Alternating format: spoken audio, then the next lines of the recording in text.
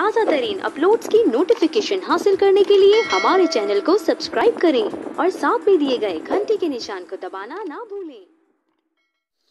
औज़ु बिल्लाहि मिनश शैतानिर रजीम, बिस्मिल्लाहिर्रहमानिर रहीम।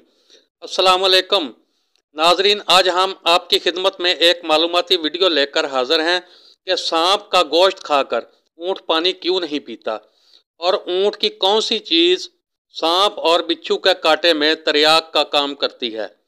नाजरीन, ऊँट जिसे रेगिस्तान का जहाज़ भी कहा जाता है, सांप का गोश्त ऊँट की पसंदीदा ग़िज़ा है।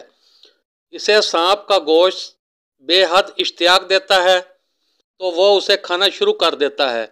और अजीब बात यह है कि वो सांप को खाने की इब्तिदा उसकी दुम से करता है, फिर आहिस्ता आहिस्ता पूरा खा जाता है। सांप का गोश्त सख्त गर्म होता है। जब ऊँट उसे खा लेता है तो उसे सख्त प्यास महसूस होती है और वो प्यास बुझाने के लिए पानी के किसी तालाब पर जाता है। अल्लाह ताला ने उसे इल्हाम कर रखा है कि अगर इस वक्त उसने पानी पिया तो सांप का जहर उसके पूरे जिस्म में फैल जाएगा। लिहाजा वो शदीद प्यास होने के बावजूद तालाब पर पहुंचकर भी पानी नहीं पीता।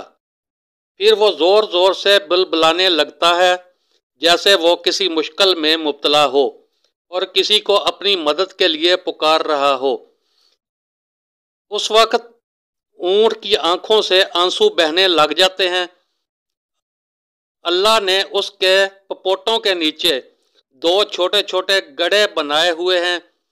उसके आंसू आंखों से निकलकर इन गड्ढों में जमा होते रहते हैं और यूं सांप का सारा जहर आंसू बनकर बाहर आ जाता है।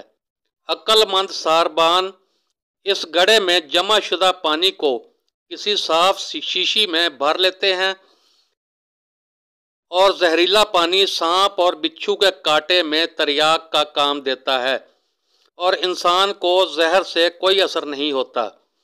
नाजरीन, उम्मीद है आपको हमारी ये काविश पसंद आई होगी।